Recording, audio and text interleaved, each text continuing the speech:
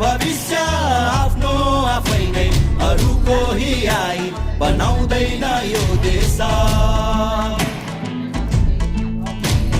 सङ्घार तरेर चाल्नु छ पाइला नथाक है अहिले बदल्नु छ परिवेश बल्ने छौरा तमाराको बनेर